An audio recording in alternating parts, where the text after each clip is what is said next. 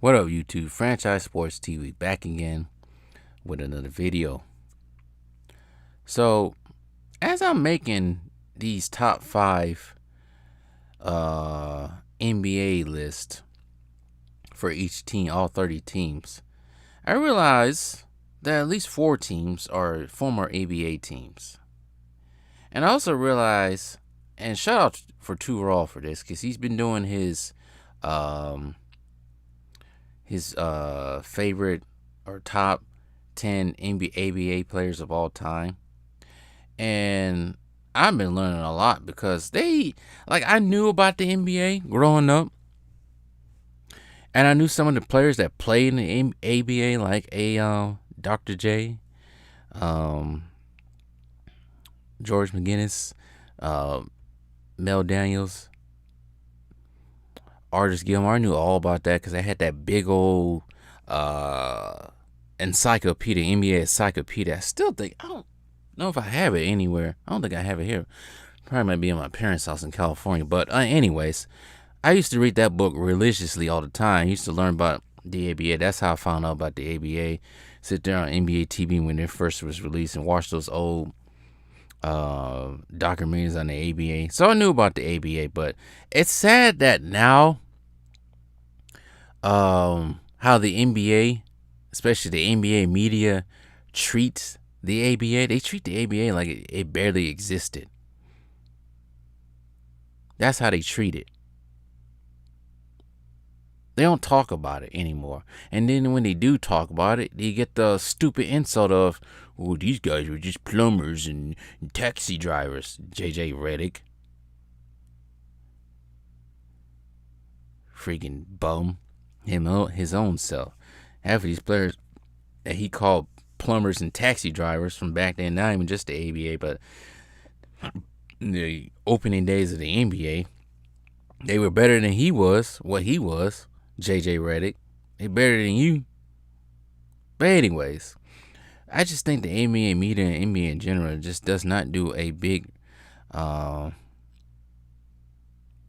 on, I wouldn't say so much promoting, but keeping the ABA history alive. They're just trying to act like it didn't happen. Like most of these kids growing up just think the NBA started in 2000 or something like that, or 1990.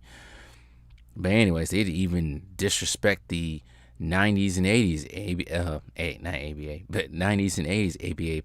I keep saying ABA, NBA players. They disrespect them. They act like Jordan didn't play against anybody.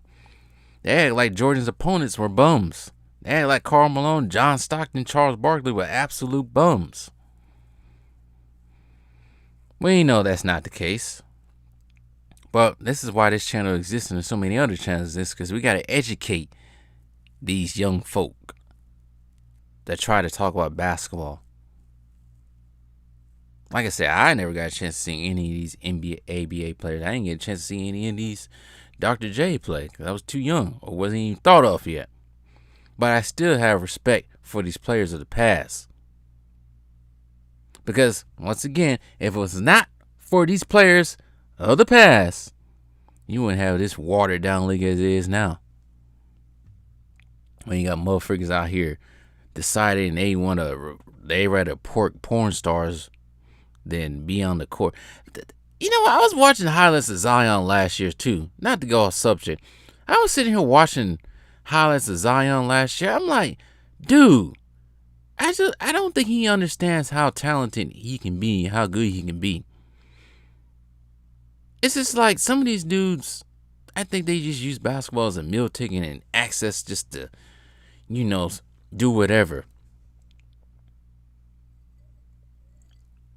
They don't really care about playing like that. But anyways, shout out to all the ABA players that played the game. Shout out to all the older NBA players as well, all the way from the beginning of the NBA up until the recently retired, of course. Shout out to all of them, but seriously, NBA and especially the NBA media had to do a better job of talking about and promoting the ABA. At least keeping their legacy, not to disrespect these dudes, act like they were bums. These dudes weren't bums at all. But anyways, tell me what you guys think.